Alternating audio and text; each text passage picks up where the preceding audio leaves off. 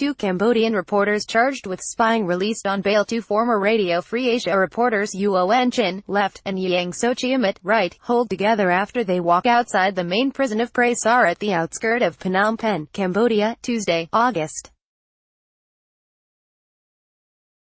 21, 2018.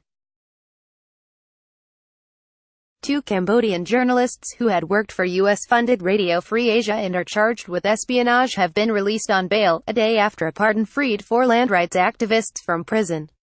AP photo, Hang Sanath, Phnom Penh, Cambodia. AP, two Cambodian journalists who had worked for U.S.-funded Radio Free Asia and are charged with espionage were released on bail Tuesday, a day after a pardon freed four land rights activists from prison.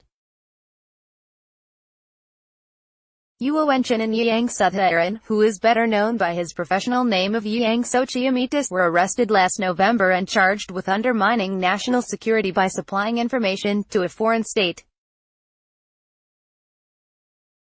The two journalists were also later charged with producing pornography after police said they found pornographic images on their computers.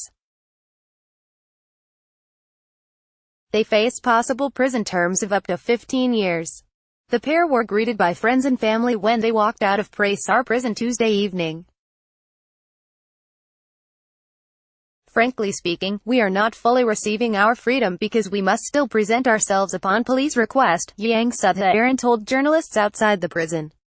We are continuing to urge the court to drop all charges against us so that we can do our jobs, living our lives as other people do. His colleague, Yuan Chin, vowed to stay in his profession.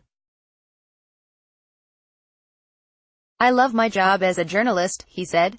Their employer welcomed their release on bail while also calling for the charges against them to be dropped. The targeting and intimidation of anyone who has worked as an independent journalist in Cambodia is a clear violation of press freedom, said Libby Liu, president of Washington, D.C.-based Radio Free Asia. With today's development, we hope all charges against them are dropped and their case is immediately dismissed. Their arrests came during Cambodia's crackdown on the media and political opponents before last month's general election.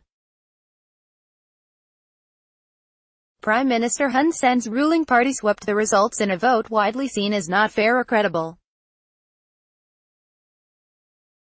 The official voter turnout was high even though a boycott had been called by the main opposition party that was dissolved last year by a court ruling seen as biased.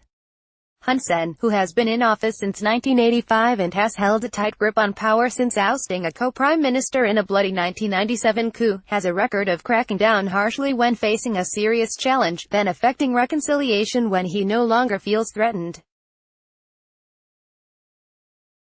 The pattern keeps human rights groups and Western governments off balance and moderates their criticism. On Monday, 4 women jailed for participating in Cambodia's land rights movement were freed under a royal pardon requested by Hun Sen. One of those freed, Tep Vanny, had led protests against evictions from a lakeshore community in Phnom Penh where the government had granted concessions to develop a luxury residential and commercial community.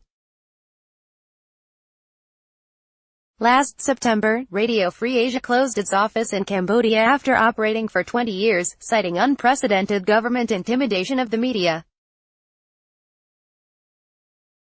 By the end of last year, the government had closed more than a dozen radio stations, some of which had rebroadcast Radio Free Asia's programs, and the English language The Cambodia daily newspaper was forced to shut down. The two reporters were no longer working for RFA after their office closed, and police initially said they had been detained for running an unlicensed karaoke studio. But they were later accused of setting up a studio for RFA and charged with espionage. A spokesman for the Phnom Penh Municipal Court, ARIN, said it ordered the release on bail as requested by the journalist's lawyer. After their release, the two journalists went to a Buddhist temple to get a monk's blessings, a rite meant to get rid of bad luck. Their detention had been sharply criticized by rights groups and journalists' associations. The Committee to Protect Journalists in a statement issued Wednesday that they welcomed the journalists' release on bail, but they never should have been detained in the first place. Authorities should drop these bogus charges and stop harassing journalists with frivolous accusations, said Sean Crispin, the New York-based group's representative in Southeast Asia. Copyright 2018 The Associated Press.